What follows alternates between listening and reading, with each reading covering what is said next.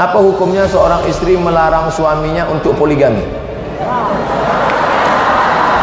Maka dalam ajaran Islam ada rukun, ada syarat, ada wali, ada saksi, ada ijab, ada qabul, ada mahar.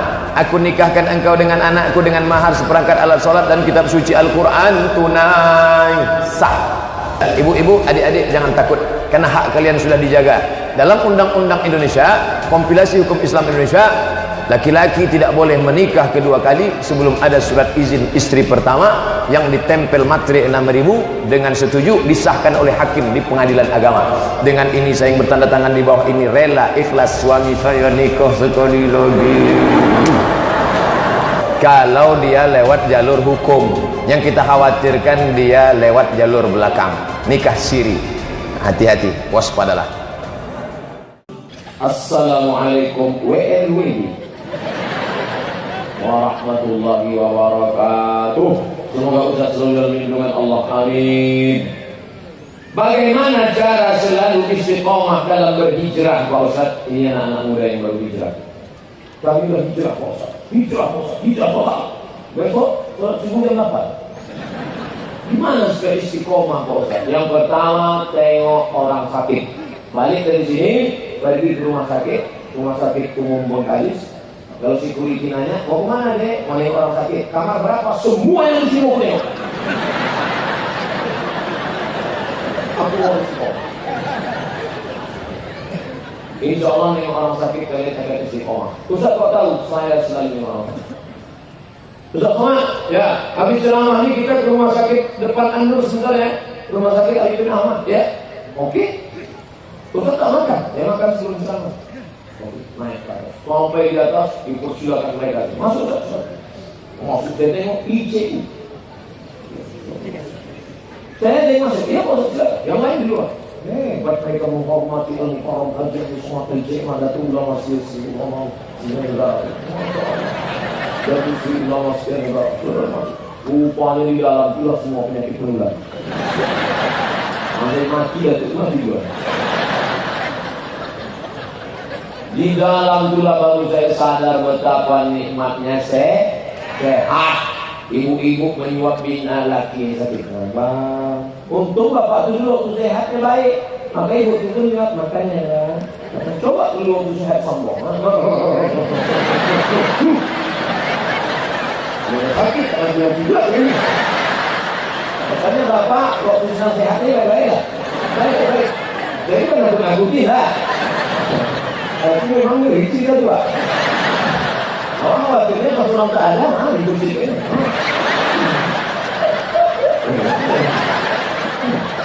Makanya kita sehatnya, baik-baik kan mereka. Memang mereka lembut, tapi itu sampai saat ini, tengoklah. Yang kedua, tengok orang mati. Asal nampak di gang itu bendera putih, singgah. Singgah buka, tutup buka cium. Lalu sama laki-laki yang mana? Walaupun udah mati, mengaku mati, udah beda. Mau nengok orang mati itu kita akan bangkit. Dulu waktu dia hidup, wah, batuk aja dia orang kita. Tapi begitu mati terbujur kaki dan tersebati, mulut pun terbuka. Yang ketiga, berjamaah. Kalian anak-anak muda jangan sampai tak punya jamaah. Buatlah jamaah. Jamaah geng motor syariah. Jamaah. Saya ketemu sama anak-anak di Jogja. Ustaz Somad, ya, tolong pakai jaket ini. Pakailah jaket. Jaket geng anak motor. Saya pakai ke airport. Semua orang semua. Rupanya jaket itu dipakai naik motor. Oh, naik pesawat. Cuman orang mau ngasih tahu Ustaz ini segan. Ini ada malu, dia tak kasih tahu orang mengetahui dia. Nah, dia pakai jaket itu pakai motor lah. Jadi kalian buat jamaah. Jamaah mantan bertatu. Yang selama ini bertatu-tatu, obat dulu barang tetap. Uang berapa? Kena kencing manis, kurus dia sekarang.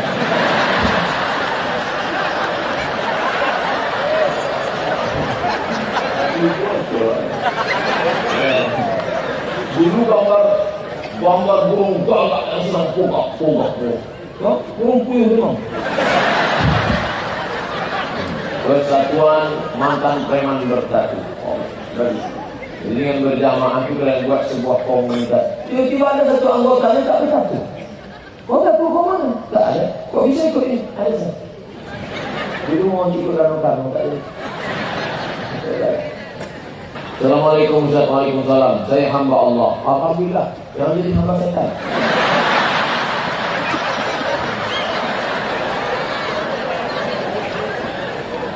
Saya sudah cerai dengan suami, harta golongan gini dia tak mau bagi, sehingga saya memutuskan untuk tidak keluar dari rumah. Dia pun tak mau mengalah. Kami tetap satu rumah. Apa hukumnya Pak Ustaz? Tak boleh, karena kalau sudah habis salah, maka itu ada namanya iddah. Iddah itu 3 bulan. 3 bulan sesudah itu, maka kau mesti keluar, karena kalian tak mahram lagi. Jadi mau kemana? Kalian punya wali, ibu perempuan punya wali kalian 6, tapi wali songo 9. Wali songo. Wali kalian 6. Pertama ayah, yang kedua atuk, yang ketiga abang, yang keempat adik, yang kelima abang ayah, yang keenam adik ayah. Wali mesti mengatasi masalah. Duduk. Hei, suami, ya, mana harta kamu tak tahu? Hei. Jangan diam aja. Jadi dia melakukan perbuatan maksiat serumah, tidak lagi mahram. Apakah kalau kita gibah harus meminta maaf dengan cara mengakui bahwa kita pernah membicarakan? Tak perlu. Kalau kita minta maaf tak perlu sebutkan salah kita. Oh, minta maaf lahir batin ya. Tak perlu. Aku malah cerita katanya. Kalau Bapak ini, Pak, aku minta maaf ya Pak. Ya, tak bisa. Pak minta maaf. Kemarin beli Bapak buat pilihan. Ya, ini sebentar ya. Pandang. Nah, ini yang perlu kita bicarakan itu kalau terkait dengan masalah harta. Ini sempadan tanah BPN, Badan Pertanahan Nasional. Ini batasnya. Tiba-tiba tengah malam tengok tak ada orang geser. Mati Pak dulu pernah geser. Tapi kita hukum lagi. Kamu yang geser patut dimati. Kenapa kau geser balik? Saya takut Pak Minat selama sama kembali katanya sejengkal saja kau geser, maka akan dilibitkan ke air musabi awadin 7 lapis tanah kubika. Dilibitkan ke. Jadi kau geser berapa? Saya tak ada sejengkal. Berapa? 2 meter.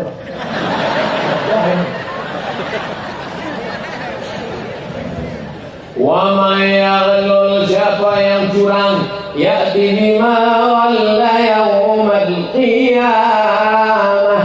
Siapa yang curang di akhirat, dia akan membawa kecurangannya terkait dengan masalah harta. Yang curang, yang tipu, yang ghish, yang zulm, karena kau akan membawa kecuranganmu pada hari kiamat. Ada yang curang masalah zakat kambing, nanti mikul kambing. Masih keren kalau mikul. Ada yang mikul bakwan. Yang dulu waktu sekolah makan 3 bayar saja. Mikul salah lawak. Tahankan. Bayar. Yang terhormat, ini surat ini. YTH Ustaz Abdul Somad. Apa hukumnya bisnis transaksi digital, Bitcoin maupun Rexcoin dalam pandangan Islam? Apapun nama transaksinya, makin canggih dunia ini, Twitter, BBM, WhatsApp, Instagram, Telegram, kilogram. Dulu jual beli langsung, aku jual duku ini kepada engkau tunai sah. Sekarang jual beli enggak, www.duku.com. Segera pesan duku seperti ini akan dikirimkan ke alamat Anda. Mau ingin yang berkulit, berbiji atau jusnya. Namanya e-commerce. Maka boleh selamat dari 3. Pertama, tidak ada zulm, tak ada aniaya. 2, tidak ada ghish, tak ada tipu-tipu. 3, tidak ada gharar, gambling, ketidakpastian. Selamat dari gharar, selamat dari aniaya, selamat dari tipu-tipu. Apapun nama transaksinya boleh. Tapi kalau ada aniaya, ada ghish, tipu, ada zulm, ada gharar, gambling, maka haram. Oleh sebab itu, maka Bitcoin, e-commerce, jual beli digital, jual beli transaksi macam-macam, coba Perhatikan, ada tidak? Dan alhamdulillah di Wakalis masalah ekonomi akan selesai. Kenapa? Karena ada sekolah tinggi ilmu ekonomi syariah, perbankan syariah, akuntansi syariah, sekolah syariah. Jadi masalah transaksi syariah selesai. Apa hukumnya seorang istri melarang suaminya untuk poligami?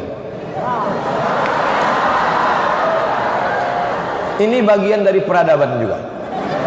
Karena sebuah peradaban yang menghalalkan zina, saya Pak Ustadz lebih baik suami saya berzina daripada suami saya poligami.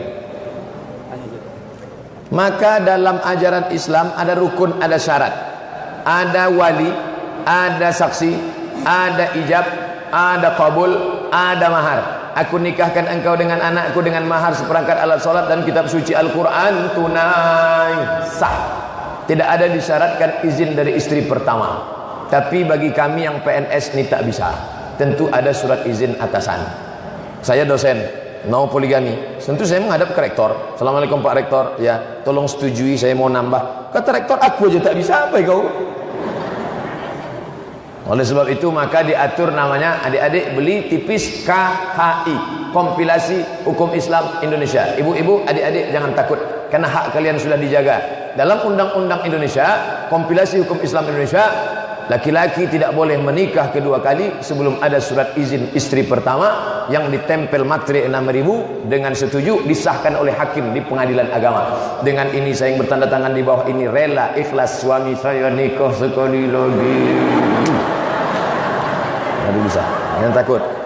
Kalau dia lewat jalur hukum, yang kita khawatirkan dia lewat jalur belakang, nikah siri. Hati-hati, waspadalah.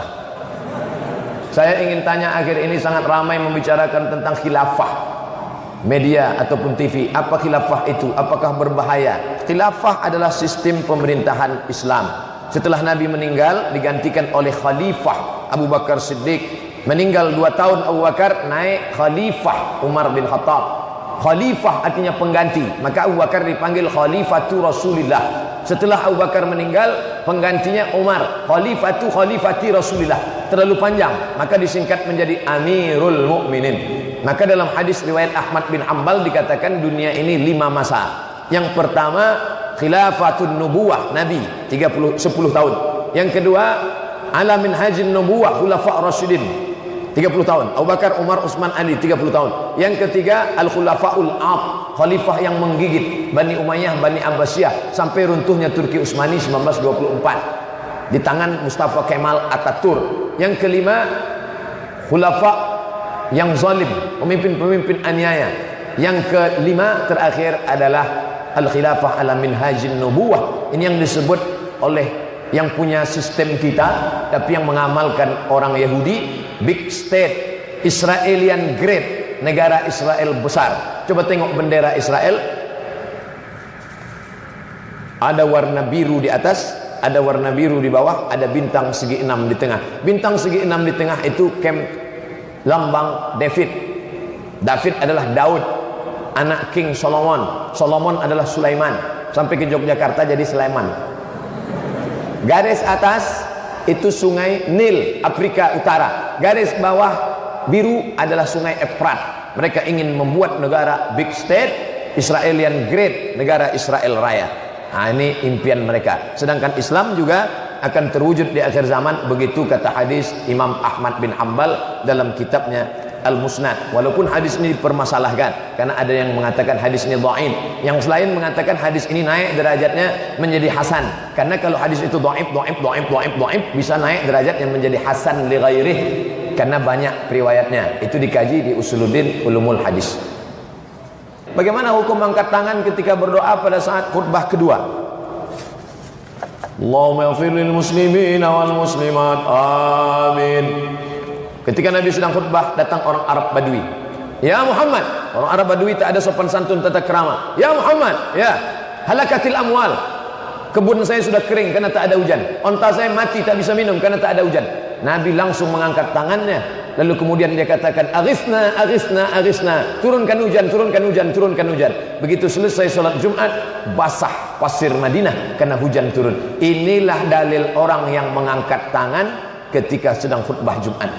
Sedangkan orang yang mengatakan tidak ada angkat tangan waktu khutbah Jumat, dia berdalil itu khusus untuk istighasah minta hujan.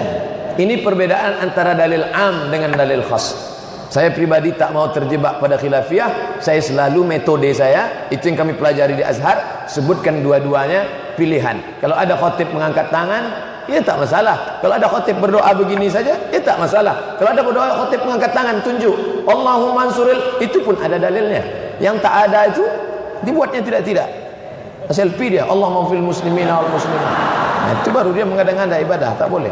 Selama ada dalilnya tak boleh kita salahkan orang. Apa hukumnya kembali membeli barang dengan orang kafir? Boleh? Mana dalilnya? Nabi meninggal, baju besinya hilang. Mana baju besi Nabi? Kana tufiya Rasulullah SAW wa dir'uhu marhunatun indal yahudi bi 30 sa'an min tamrin. Ketika Nabi meninggal, baju besinya tergadai di tangan Yahudi 30 sa'. Satu sa' sama dengan 3 kilo, 30 kilo, 3 kali 3 90 kilogram. Apa maknanya? Nabi punya teman yang kaya-kaya, ada Abdurrahman bin Auf kaya, ada Sa'ad bin Rabi' kaya, menantunya Utsman bin Affan kaya. Kenapa dia gadaikan baju besinya ke Yahudi? Ahli sirah mengatakan Nabi ingin mengajarkan kita ada interaksi sosial dengan non-muslim. Kita tinggal banyak Cina non-muslim, yang non-muslim kita tetap berdagang, berniaga selama tidak ada masalah agama. Kalau sudah terkait akidah, wala ana abidu ma'abatum wala antum abiduna ma'abud lakum dinukum waliyadin. Motor kredit kemudian dijadikan usaha seperti Gojek, apakah hasil dari usaha tersebut termasuk riba? Keluarkan HP semua. Saya pun keluarkan, bukan saya nyuruh aja, saya mengajak. Keluarkan HP. Udah, buka. Kenapa pesawat ini lewat terus?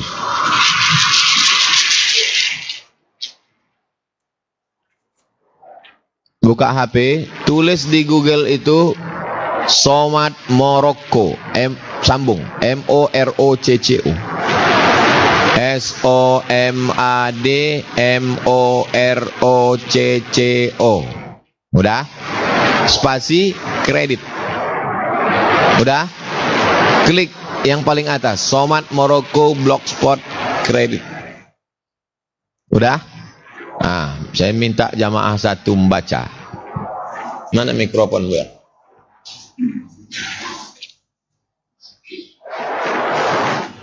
Kadang jamaah ini pas kita tanya, nampak? Nampak katanya. Baca, tak nampak katanya. Duh, kasih sama yang tak pakai peci. Baca. Baca. Kuat-kuat. Paksa-paksakan walaupun belum sarapan. Bahasa Indonesianya ya, Ustaz? Bahasa Indonesianya aja. Bahasa Arab itu jangan.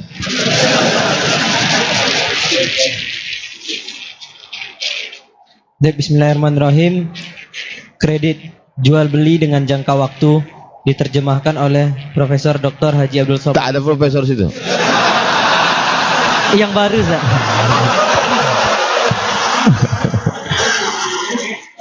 Ustaz. Ya. Tanggal fatwa 18 Rajab 1426 Hijriah. Ya. Segala puji bagi Allah, salawat dan salam kepada Rasulullah sallallahu alaihi wasallam. Ya. Keluarga dan para sahabatnya. Amin. Amma ba'd. Majma' Al-Fiqih Al-Islami atau lembaga fikih Islam membolehkan jual beli dengan tempo atau boleh jual beli dengan tempo. Tempo itu bukan majalah. jangka waktu.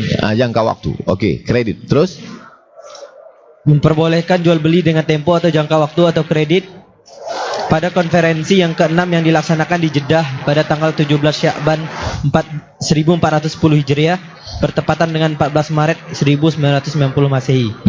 Dalam keputusan nomor 53/2/6 tentang jual beli dengan tempo atau jangka waktu, fatwa dalam masalah ini boleh tambahan pada harga dengan tempo atau jangka waktu terhadap harga kontan dan seterusnya. Boleh apa tak boleh? Jadi kalau antum beli motor itu tidak cash, kredit, boleh apa tak boleh? Oke, baca fatwa kedua.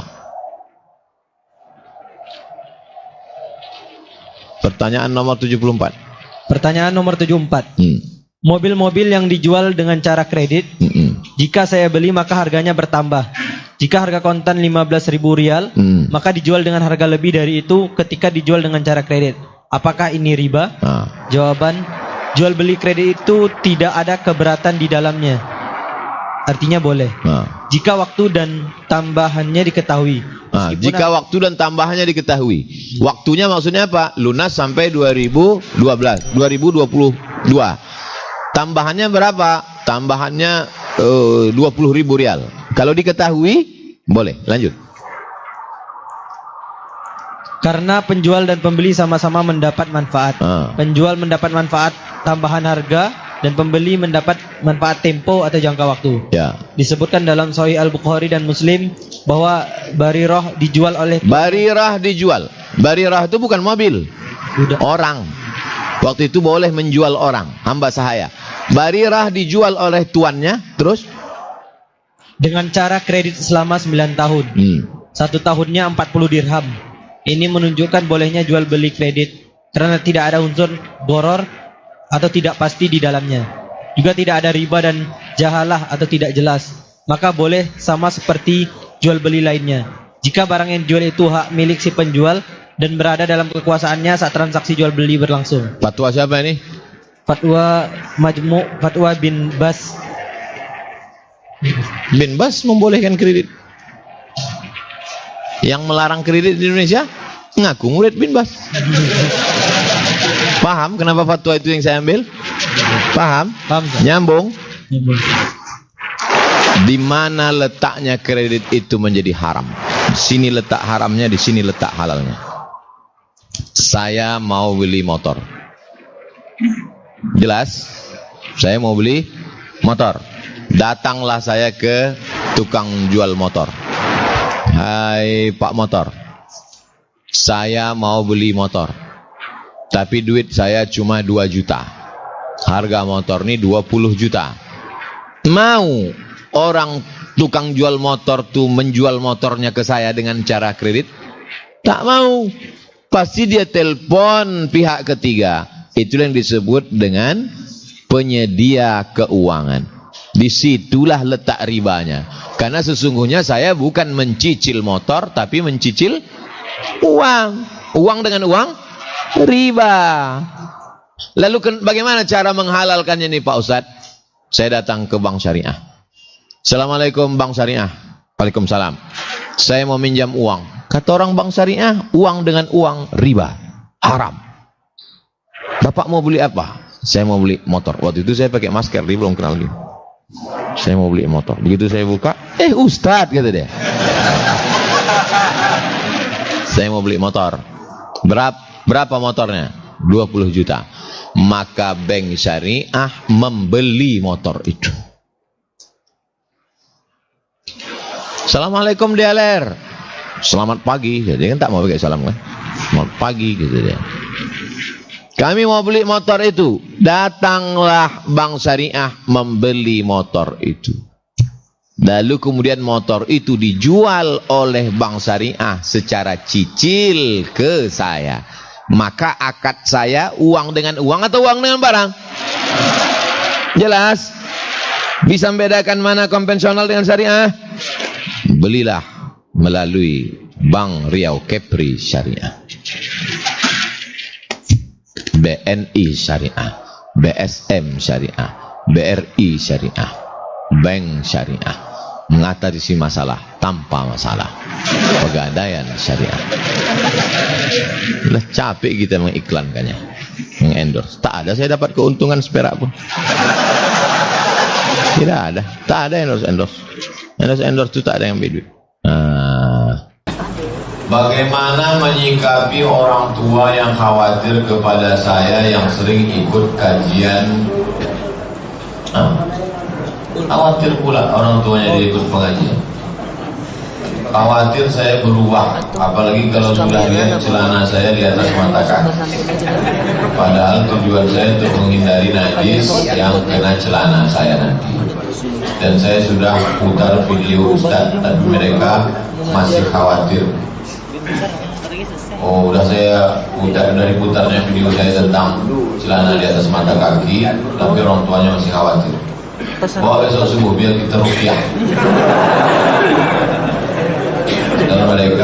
Padahal mereka suka sama ceramah Ustaz. Innama anta munzir, wahai anak-anak muda, kau hanya memberi munzir, peringatan, memberikan munzir, penjelasan, bayan. Lasta alaihim bimusaitir, lasta alaihim bimusaitir. Kau tak bisa memaksakan orang lain. Ke orang tua, ke kawan aja tak bisa kita paksa, apalagi kepada orang tua. Jadi Bapak Ibu, orang-orang tua, saya khawatir. Saya tahu kalian khawatir, sama macam saya. Saya juga khawatir anak saya ikut aliran sesat, liberal, komunis. Tapi pada perkara-perkara yang sifatnya baru, yang kita tidak, al-insanu a'da ma jahilu. Manusia itu selalu menjadi musuh terhadap sesuatu yang dia tidak tahu. Tapi kalau Ustaz sudah menjelaskan, dijelaskan Ustaz Hanafi, dijelaskan Ustaz Al-Nob, dijelaskan Ustaz Masriadi, dijelaskan para asatiz kita, bahwa ini Ahlus Sunnah wal Jamaah, bahwa ini sesuai 4 mazhab, maka kita yang tak tahu sudah kita serahkan pada ulama. Sudah jelas, diberinya penjelasan, ini videonya ya, ini ceramahnya mak, betul, udahnya takut lagi. Saya khawatir. Saya tahu, saya paham. Mereka ini takut nanti antum pulang pengajian kalian masuk kan orang tua aku itu dalam neraka. Ayah neraka ini, emak neraka ini. Permain sakit hati orang tua. Kok tahu gitu kugugur kan kau dulu gitu dia. Cuman orang tua ini lembut dia. Kalau kasar macam saya mungkin udah gitu kata dia. Kau tahu aku dulu begini kau. Telan dulu ragi jadi tapai kau kata dia.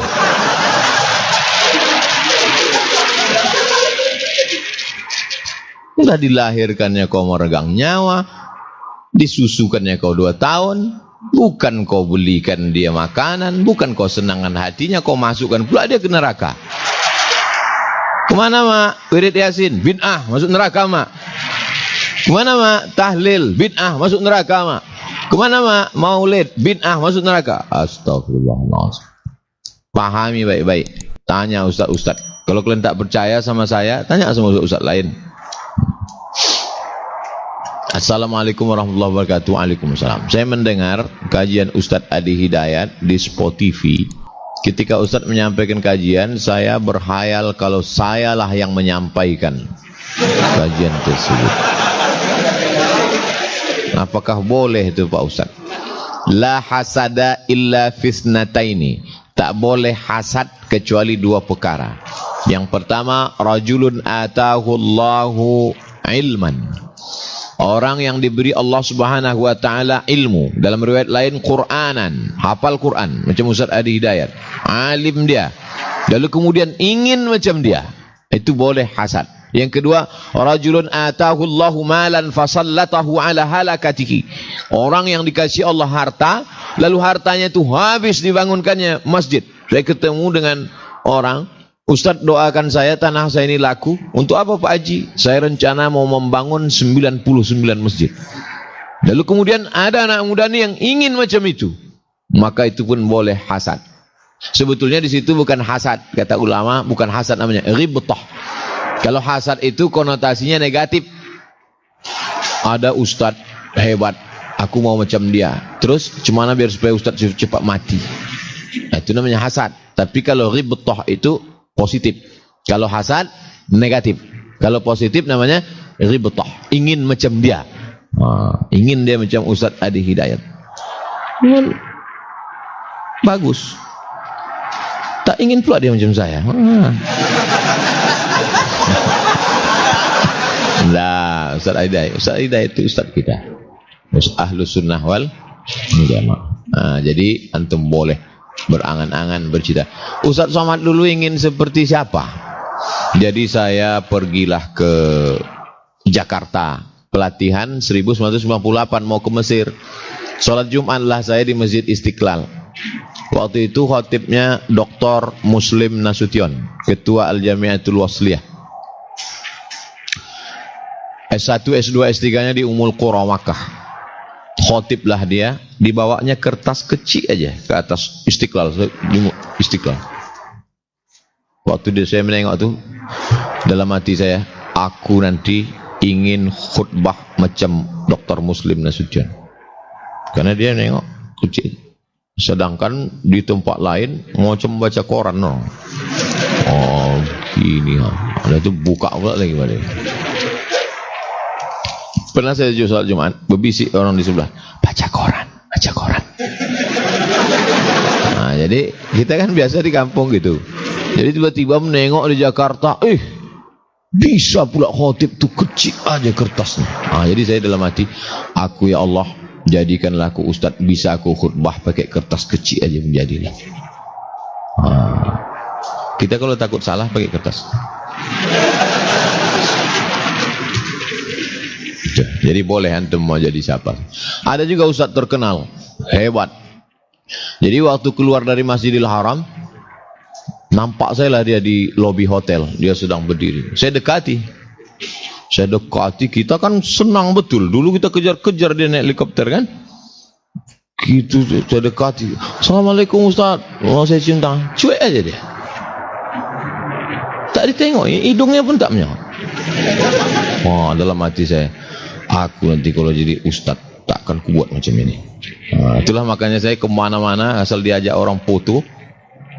Semalam berhenti saya di rumah makan Kota Pinang. Saya sampai tadi malam. Habis semua. Untung tak diajak orang tu RT RW. Banyak saya ditanya orang, kenapa Ustaz biarkan diam aja? Membalaskan sakit hati saya dulu dicueki orang. Dalam hati, aku nanti tidak akan macam ini. Aku nanti tidak akan macam ini. Nah, jadi kita berniat niat baik. Niat baik, datang baik, alhamdulillah. Niat baik, datang tak baik, berarti ujian dari Allah. Inna lillahi wa inna ilaihi raji'un. Semua ini datang dari Allah. Apapun dia, coba tengok kalimatnya tadi. Atahullahu malan. Allah mendatangkan harta itu untuk dia. Ini harta. Harta ini kan? Harta ini kan? Ini harta. Ini kita. Kita datang ke harta atau harta itu datang ke kita? Saya bacakan hadisnya. Atahullahu malan. Allah mendatangkan harta itu ke dia. Bukan kita datang ke harta. Setengah mati kita mencari, kalau tidak kata Allah tak dapat. Tapi berapa banyak orang tak mencari, buka mata dapat. Siapa itu? Anak-anak orang kaya.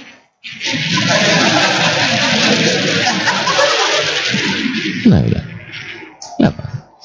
Jadi bukan kata kita, tapi jangan gara-gara filosofi ini kita malas berusaha. Kita tetap berusaha, ikhtiar. Jadi kalau ada orang kaya, dengki kita, tak senang kita menengok kekayaannya, yang rusak ini sebetulnya akhlak kita atau tauhid kita. Emang kalau orang belum sarapan susah menjawab. Saya ulang sekali lagi. Kalau ada orang kaya, benci kita menengok rumahnya besar, marah kita menengok mobilnya mewah, lalu kemudian yang jadi masalah itu adalah akhlak kita atau tauhid kita? Tauhid kita. Karena kita marah bukan pada harta dia itu, kita marah kepada dia yang memberikan harta pada dia. Kenapa lah dia kau kasih Allah? Kenapa tak aku? Tak boleh, tauhid kita rusak. Oleh sebab itu banyak orang silap ni kata dia akhlak. Enggak, bukan akhlak. Ini masalah tauhid. Uas tolong beri contoh perbuatan ikhlas.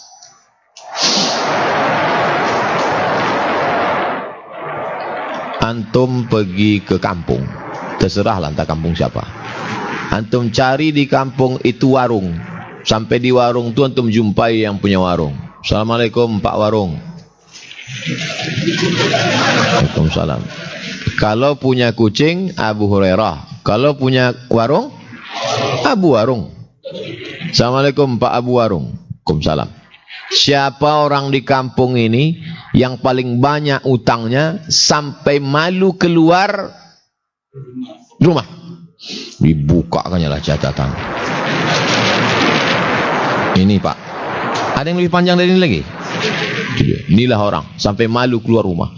Kubayarkan hutang dia cash nih, sampaikan ke rumah dia bahwa hutang dia sudah habis bayar, jangan kasih tahu aku yang membayarkan. Serius. Ini yang nanya nih mesti kau amalkan.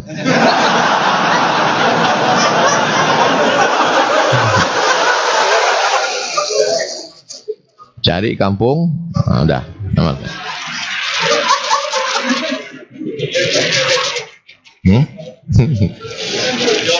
Mak berat kali kata dia. Saya 11 bersaudara. Nabi Yusuf nih. Inni ra'aitu ahada asyara kaukaba. Aku menengok 11 bintang. Wasyamsa wal qamara. Matahari dan bulan. Ra'aituhum li sajidin. 11 saudara. 9 perempuan, 2 laki-laki. Bagaimana cara menyikapi sesama adik-beradik yang suka menghibah saudara lainnya? Oh, senang aja. Kalian buat arisan. Arisan 11 bersaudara. Arisan kalian 11 bersaudara. Panggil Ustadz Alnom, Ketua Yayasan Tabung Wakaf Umat. Pembahasannya tentang ayuhibbu ahadukum ayyakula lahma akhihi maitan.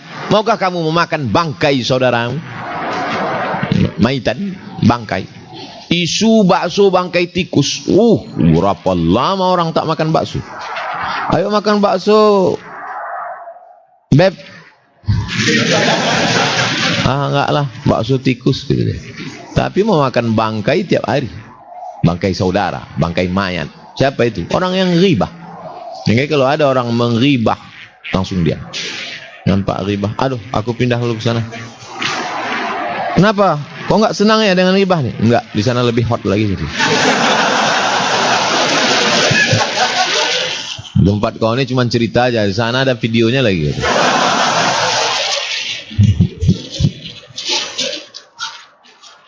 Jangan menghibah orang lain.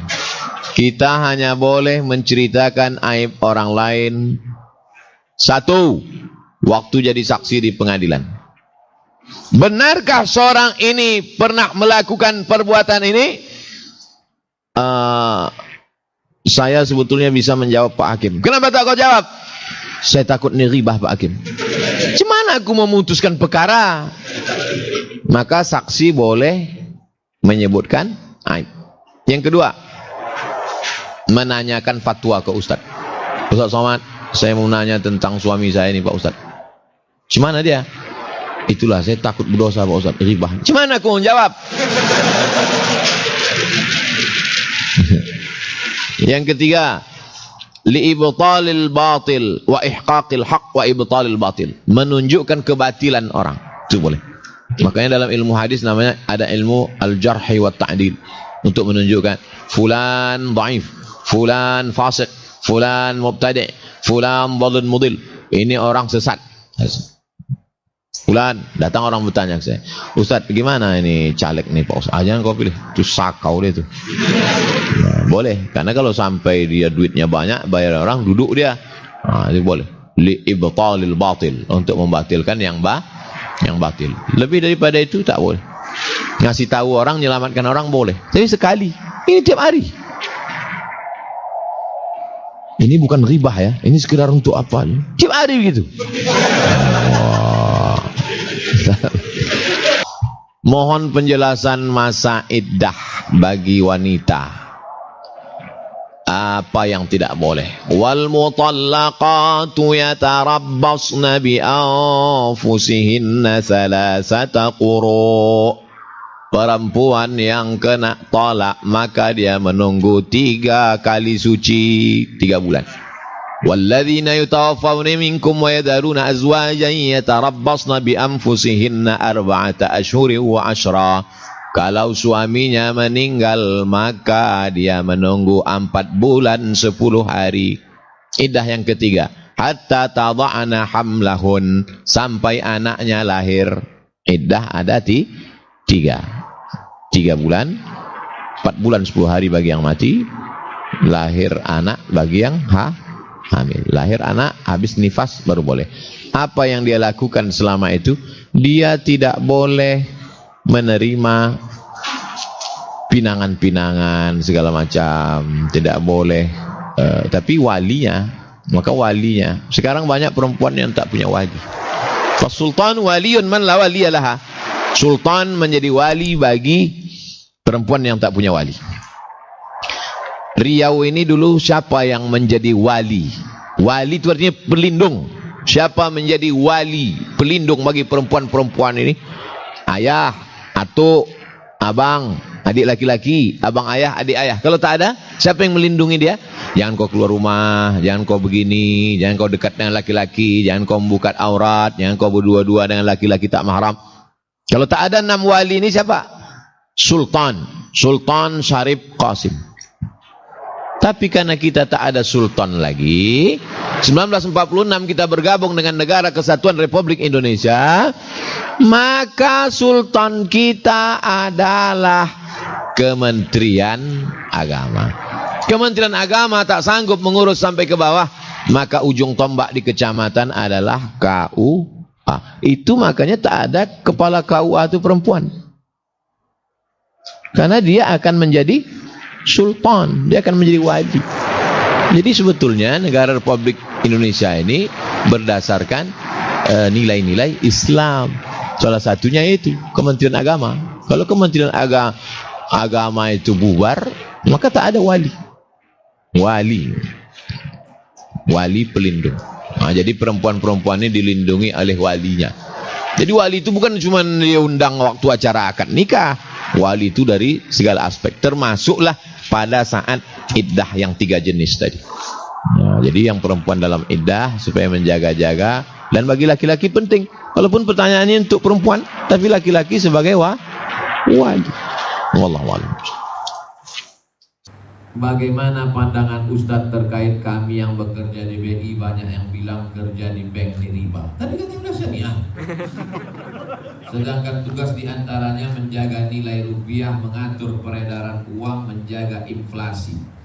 Jadi pernah saya dengar fatwa tak sama antara bank konvensional yang bank induk, adapun bank konvensional yang tidak induk itu tugasnya memang murni bank. Sedangkan bank konvensional yang induk, yang pusat, yang punya negara, menjaga stabilitas ekonomi negara, maka dia punya keringanan. Jadi kalaupun dia masuk neraka tak terlalu lama lah.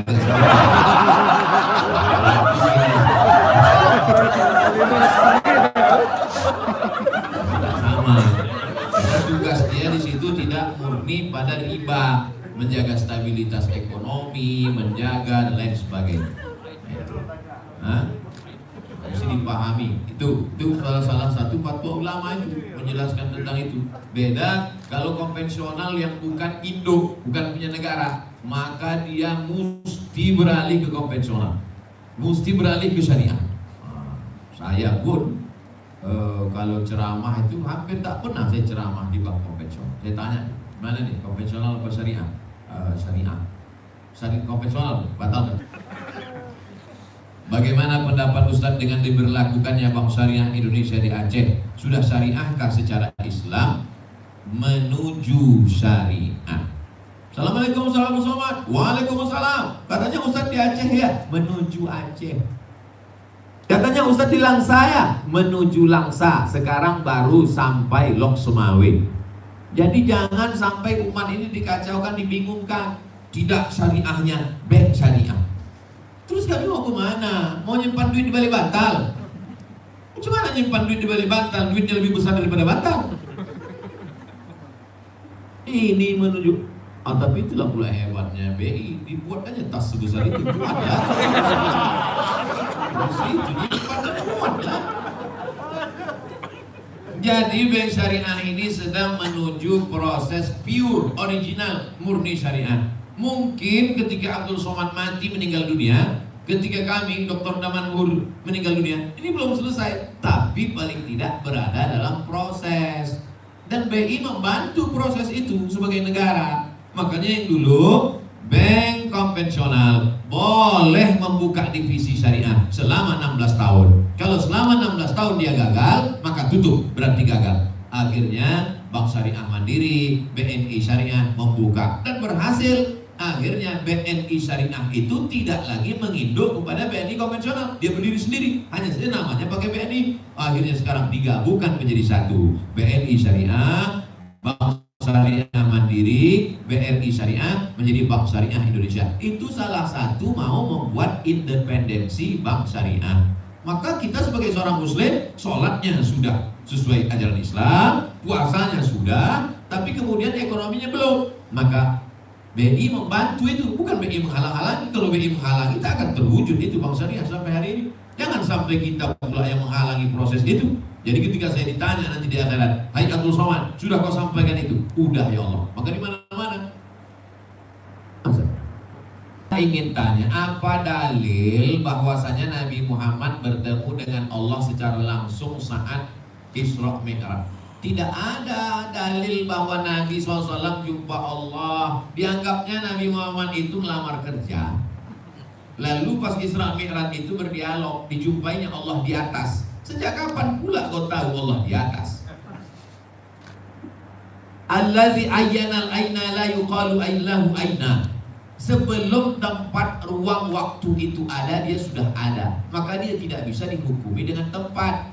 Maka makna Ar-Rahman al-Arsyistawa maknanya bukan di atas. Allah berkuasa atas segala sesuatu. Lalu untuk apa Isra Mi'raj itu? Tengok ayatnya baik-baik. Subhanalladzi asra bi'abdihi lailan minal masjidil haram ilal masjidil aqsa alladzi barakna haulahu. Kami berkahi sekelilingnya, sekeliling Masjidil Aqsa Palestina. Untuk apa Allah perjalankan? Linuriyahu min ayatina. Kami ingin memperlihatkan kepada dia ayatina, tanda-tanda kami, tanda-tanda kebesaran kami. Allah tunjukkan kepada dia neraka, Allah tunjukkan surga, Allah tunjukkan azab, Allah tunjukkan macam-macam yang tak bisa dilihat mata, yang selama ini disebut dengan sam'ian, hanya didengar telinga, ditengok oleh Nabi SAW. Tak ada ayat mengatakan, ku buat Isra Mi'raj karena aku ingin menunjukkan mukaku kepada Muhammad SAW. Tidak. Allah tak perlu tempat kalau dia mau menampakkan dirinya. Innama amruhu idza arada syai'an ayaqula lahu kun fayakun. Allah tak perlu momen kalau mau menjumpakan dirinya dengan Nabi Muhammad SAW. Allah tak perlu tempat karena Allah tak bertempat.